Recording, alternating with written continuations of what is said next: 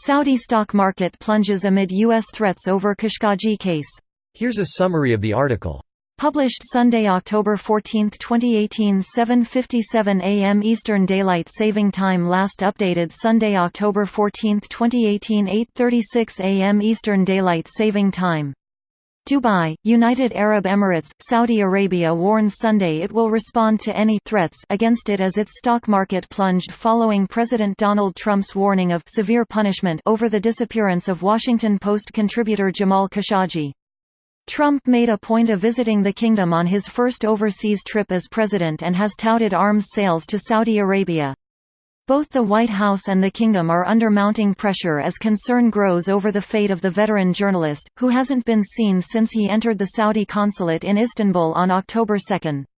The kingdom affirms its total rejection of any threats and attempts to undermine it, whether by threatening to impose economic sanctions, using political pressures, or repeating false accusations. The statement published by the state-run Saudi press agency read, "The kingdom also affirms that if it receives any action, it will respond with greater action, and that the kingdom's economy has an influential and vital role in the global economy." Saudi Crown Prince Mohammed bin Salman has aggressively pitched the kingdom as a destination for foreign investment.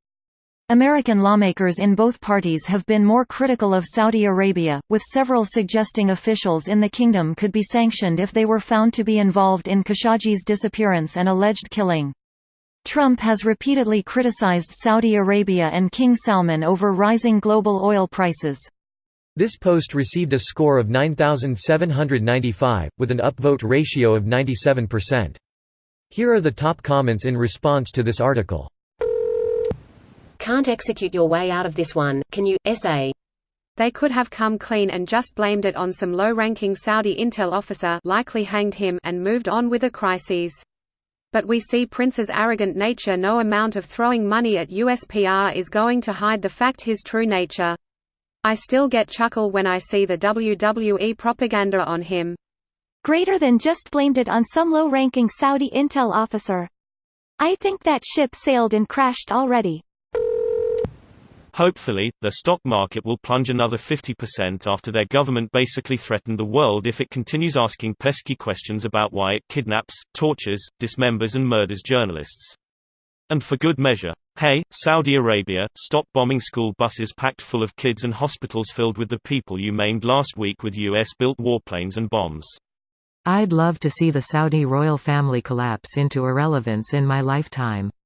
But then who would fund basically every Islamic terrorist organization targeting the West?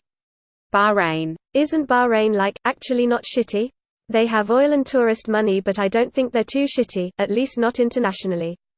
They might treat immigrant workers like slaves, but I don't think they're trying to fund terrorism.